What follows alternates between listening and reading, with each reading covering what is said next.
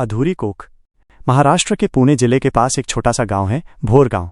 ये गांव शांत था, लेकिन गांव के बाहर पीपल और नीम के पेड़ों से घिरे एक पुराने जर्जर हवेली के बारे में सब डरते थे।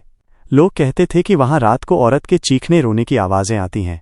गांव की ही एक नवविवाहिता अनुष्का गर्भवती थी। 7वां महीना चल रहा था।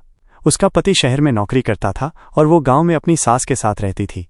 अनुष्का को अक्सर रात में सपने आते, कोई औरत उसके पेट पर हाथ रखकर कहती, मुझे मेरा बच्चा दे दो, मेरी कोख अधूरी रह गई थी। वो घबराकर उठ जाती, लेकिन आसपास कोई नहीं होता। धीरे धीरे उसका डर बढ़ने लगा। एक दिन गांव की एक बूढ़ी औरत ने उसे समझाया, बिटिया उस हवेली के पास मत जाना, वहां एक औरत की आत्मा भटकती है। वो भी गर्भवती थी, लेकिन उसे मरवा दिया गया। उसकी आत्मा हर गर्भवती को अपना समझ लेती है। अनुष्का की डिलीवरी का समय नजदीक आ रहा था। उसी दौरान एक अमावस्या की रात तेज आंधी तूफान आया। अचानक उसका प्रसव पीड़ा शुरू हो गई। उसकी सास मदद के लिए गांववालों को बुलाने दौड़ी, लेकिन तभी बिजली चली गई और घर अंधेरे में डूब गया। अनुष्का दर्द से चीख रही थी। उसी समय उसने देखा, खिड़की से एक औरत अंदर आई, भीगे बाल, आंखों में लाल चमक और खून से सना पेट। वो औरत धीरे धीरे पास आई और बोली, मुझे मेरा बच्चा चाहिए, तेरे बच्चे की जगह मेरा बच्चा जन्मेगा। अनुष्का भय से कांपने लगी। अचानक बत्ती अपने आप जल उठी और दरवाजा जोर से बंद हो गया। औरत ने अपना हाथ अनुष्का के पेट पर रख दिया। अनुष्का को ऐसा लगा मानो उसका बच्चा पेट से खींचा जा रहा है। वो चीख पड़ी, कोई है, बचाओ। उसी समय उसकी सास और 2 गांव वाले दरवाजा तोड़कर अंदर आए। जैसे ही दरवाजा खुला, वो औरत धुएं की तरह गायब हो गई। अनुष्का ने उसी रात एक बेटी को जन्म दिया। बच्ची ठीक थी, लेकिन जन्म के समय बच्ची के गले पर नीले निशान थे, जैसे किसी ने कसकर पकड़ा हो। गांव वालों का मानना है कि वो आत्मा अब भी भटक रही है और हर गर्भवती औरत को अपना निशाना बनाती है। आज भी भोर गांव की औरतें अमावस्या की रात घर से बाहर नहीं निकलती। बेटी के जन्म के बाद अनुष्का को लगता था कि सब कुछ खत्म हो गया है, लेकिन हकीकत तो अब शुरू हुई थी। अनुष्का ने देखा कि उसकी नवजात बेटी रात में अक्सर अचानक रोने लगती। कई बार उसका चेहरा नीला पड़ जाता, जैसे कोई गला दबा रहा हो। जब भी वो बच्ची को दूध पिलाती, उसे पीछे से किसी ठंडी सांस का एहसास होता। एक रात उसने आईने में देखा, पीछे वही औरत खड़ी थी। उसके खून से सने पेट पर अब एक छोटा बच्चा भी दिखाई दे रहा था, लेकिन बच्चा रो नहीं रहा था, उसकी आंखें भी लाल थीं। औरत फुसफुसाई, तेरी बेटी मेरी है, तू चाहे जितना बचा ले, मैं इसे ले जाऊंगी। अनुष्का घबराकर मुड़ी तो पीछे कोई नहीं था, लेकिन बच्ची के गले का नीला निशान और गहरा हो गया था। गांव के कुछ बुजुर्गों ने अनुष्का की सास को बताया कि उस हवेली की औरत का नाम माधवी था। माधवी को उसका ससुराल जबरदस्ती गर्भपात कराने ले गया था, लेकिन उसने विरोध किया। उसी झगड़े में उसे हवेली में मारकर जिंदा दीवार में चुन दिया गया था। उसकी चीखें और अधूरी कोख आज भी हवेली में गूंजती थीं। गांव के पुजारी ने कहा, अगर समय रहते उपाय नहीं किया तो माधवी की आत्मा इस बच्ची को अपने साथ खींच ले जाएगी। पुजारी ने कहा कि आत्मा से छुटकारा पाने का एक ही तरीका है, अमावस्या की रात हवेली में जाकर हवन करना। अनुष्का कांप उठी। उसकी बच्ची की जान दांव पर थी। अमावस्या की रात अनुष्का, उसकी सास और कुछ गांव वाले हवेली पहुंचे। अंदर जाते ही बदबू और सड़ांध से सबका दम घुटने लगा। अचानक हवेली के अंदर कान फाड़ू चीख गूंजी, कोई मेरी कोख अधूरी न रखे। और माधवी की आत्मा प्रकट हुई। उसके हाथ खून से सने थे और उसके पेट से अब भी खून बह रहा था। हवन शुरू होते ही हवेली की दीवारें हिलने लगीं। माधवी आत्मा चीखती हुई अनुष्का की बच्ची की तरफ झपटी। बच्ची जोर से रोने लगी।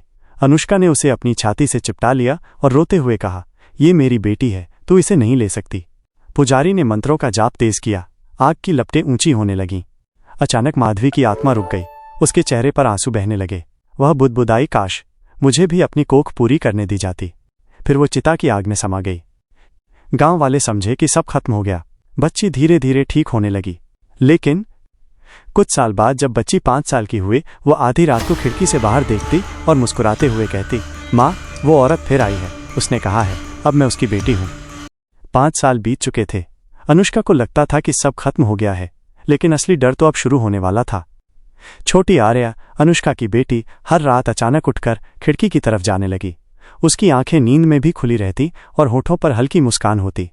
अनुष्का डर के मारे उसे पकड़कर बिस्तर पर लिटा देती, लेकिन आर्या कहती, माँ डर मत, वो मुझे खेलने ले जाती है। वो कहती है कि असली माँ वही है। धीरे धीरे आर्या की बातें और अजीब होने लगीं। वो कभी जमीन पर लाल रंग से अजीब आकृतियां बनाती, कभी खुद से बड़बड़ाती, मैं जल्दी वापस जाऊंगी, वहां सब इंतजार कर रहे हैं। एक रात अनुष्का ने देखा कि आर्या के तकिए के पास मिट्टी भरी हुई है, जैसे कोई कब्र खोदकर लाया हो। उस मिट्टी में छोटे छोटे खूनी निशान थे। आर्या मुस्कुराई और बोली, माँ देखो, वो मुझे अपनी कोख की मिट्टी में सुलाती है। अनुष्का की रूह कांप उठी। उसने फिर से गांव के पुजारी को बुलाया। पुजारी ने जब बच्ची को देखा तो उसका चेहरा सफ़ेद पड़ गया। वो बोला, माधवी की आत्मा खत्म नहीं हुई, वो अब बच्ची की आत्मा से बंध चुकी है। ये संबंध अधूरा नहीं बल्कि नया जन्म है। पुजारी ने कहा कि सच्चाई जानने के लिए एक बार फिर हवेली जाना पड़ेगा। अनुष्का और उसकी सास दोनों के पैर कांप रहे थे, लेकिन बच्ची खुद ही बोली, हाँ माँ, चलो हवेली, वो हमें बुला रही है। हवेली पहुंचते ही दरवाज़ा अपने आप खुल गया। अंदर अंधेरा था, पर दीवारों पर छोटे छोटे हाथों के खून से बने निशान थे। आर्या उन निशानों को छूकर बोली, ये मेरे भाई बहनों के हैं, जिनकी कोख कभी पूरी नहीं हुई। हवेली के बीचों बीच एक टूटा हुआ झूला पड़ा था। अचानक झूला अपने आप हिलने लगा और झूले पर वही औरत माधवी प्रकट हुई। उसकी गोद में अब कई छोटे छोटे बच्चे थे, जिनकी आंखें लाल थीं और जिनके रोने की आवाज़ हवेली में गूंज रही थी।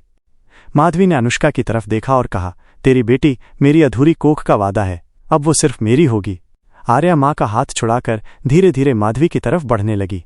पुजारी ने मंत्र पढ़ना शुरू किया, लेकिन अचानक आर्या चिल्लाई, बस करो, मुझे मेरी माँ के पास जाने दो। उसकी आंखें लाल हो गईं और उसकी आवाज़ दोहरी सुनाई दी, जैसे उसके अंदर दो आत्माएं बोल रही हों।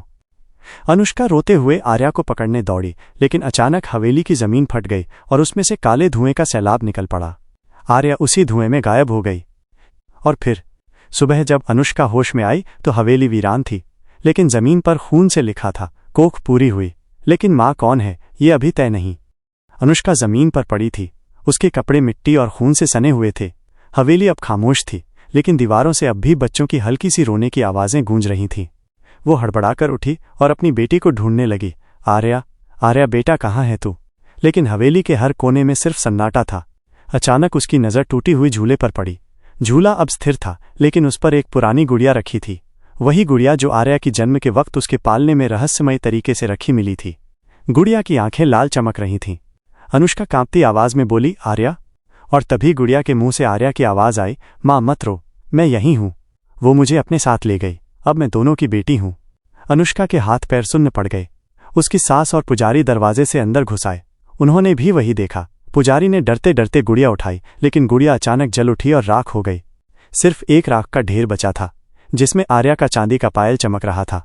अनुष्का चीख पड़ी, नहीं, ये झूठ है, मेरी बेटी जिंदा है। पुजारी ने कांपते स्वर में कहा, बेटी अब अधूरी कोख का हिस्सा बन चुकी है। उसका शरीर चाहे नजर आए या गायब हो जाए, लेकिन आत्मा माधवी से बंध चुकी है। जब तक माधवी को मोक्ष नहीं मिलेगा, आर्या पूरी तरह तेरे पास नहीं लौटेगी। अनुष्का रोती हुई बोली, तो मुझे बता, मोक्ष कैसे मिलेगा? मैं अपनी बेटी को हर हाल में वापस लाऊंगी। पुजारी ने गहरी सांस ली और कहा, मोक्ष तभी मिलेगा जब माधवी को उसका अधूरा मातृत्व पूरा करने दिया जाए, या फिर उसकी आत्मा को अग्नि में समर्पित किया जाए। लेकिन ध्यान रखना, अगर अग्नि अधूरी रही तो माधवी तेरी बेटी को हमेशा के लिए अपने साथ खींच ले जाएगी। अनुष्का और उसकी सास हैरान रह गईं। तभी हवेली की दीवारें हिलने लगीं, झूले से बच्चों की कराह सुनाई दी और बीचों बीच माधवी फिर प्रकट हुई। इस बार उसकी आंखों में आंसू थे। वो धीरे से बोली, मुझे सिर्फ माँ बनने का हक चाहिए था। तुम इंसानों ने मेरी कोख छीन ली। अब ये बच्ची मेरी अधूरी माँ की तड़प पूरी करेगी। अनुष्का ने चीख कर कहा, नहीं, आर्या सिर्फ मेरी है। माधवी मुस्कुराई और आर्या की परछाई उसके पास खड़ी दिखी। वो परछाई धीरे धीरे असली रूप लेने लगी। आर्या वहीं खड़ी थी, लेकिन उसकी आंखें लाल और चेहरा निर्जीव था। आर्या ने कहा, माँ अब फैसला तेरे हाथ में है। मुझे उसकी कोख में पूरा कर दे, या फिर मुझे अग्नि में भस्म कर दे। अनुष्का की सांसें तेज हो गईं, आंसू उसके चेहरे से बहने लगे। और अब हवेली में 3 माताएं थीं, एक जिंदा अनुष्का, एक मरी हुई माधवी और एक बच्ची जो दोनों की कोख से बंधी थी। कौन सी माँ जीतेगी और कौन सी बेटी बनेगी बलि, ये अभी तय नहीं था। अनुष्का की आंखें फटी की फटी रह गईं। सामने उसकी आर्या खड़ी थी, लेकिन वो मासूम बच्ची नहीं रही थी। उसका चेहरा आधा अनुष्का की बेटी का था और आधा माधवी का। उसकी हंसी में बच्चे की खिलखिलाहट थी, पर उसमें मातृत्व की प्यास भी झलक रही थी। हवेली की दीवारें जोर जोर से कांपने लगीं। टहनियां खिड़की पर थपथपाने लगीं, जैसे कोई बाहर से अंदर घुसने की कोशिश कर रहा हो। दिए अपने आप बुझ गए और पूरा कमरा घुप अंधेरे में डूब गया। पुजारी ने कांपती आवाज में कहा, अनुष्का, अभी निर्णायक घड़ी है। अगर तूने सही कदम उठाया तो तेरी बेटी वापस आएगी। अगर गलती की तो ये हवेली तेरा और तेरी बेटी का शमशान बन जाएगी।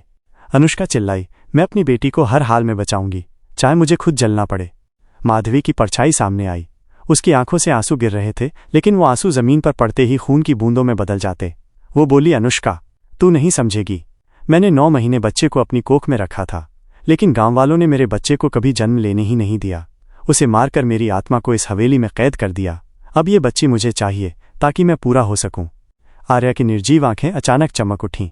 उसने हाथ जोड़कर अपनी माँ की तरफ देखा और धीमी आवाज में बोली, माँ, मैं थक गई हूं, मुझे चुन ले, वरना मैं हमेशा अंधेरे में फंसी रहूंगी। अनुष्का का दिल फटने लगा। एक तरफ माँ का प्यार, दूसरी तरफ मौत का मातृत्व। पुजारी ने जमीन पर एक त्रिकोण बनाया और उसमें अग्नि जलाई। वो मंत्र पढ़ने लगा, जिस आत्मा की अधूरी कोख हो उसे अग्नि में शांति मिले। लेकिन जैसे ही अग्नि तेज हुई, हवेली से चीखों का तूफान गूंज उठा। खिड़कियां टूट गईं। माधवी चीखी, अगर मेरी कोख अधूरी रही तो मैं आर्या को अपने साथ हमेशा के लिए ले जाऊंगी। अग्नि की लपटें बढ़ती गईं। आर्या की परछाई कांपने लगी। उसकी दोनों आंखें अब दो अलग रंग की थीं, एक लाल माधवी की और एक काली अनुष्का की। अनुष्का ने कांपते हुए अपनी बेटी को गले लगाया और बोली, आर्या, याद कर, तू मेरी कोख से जन्मी है। मैं तुझे कभी किसी और की गोद में नहीं जाने दूंगी। अगर तुझे अग्नि में समर्पित करना पड़े तो मैं तेरे साथ जल जाऊंगी।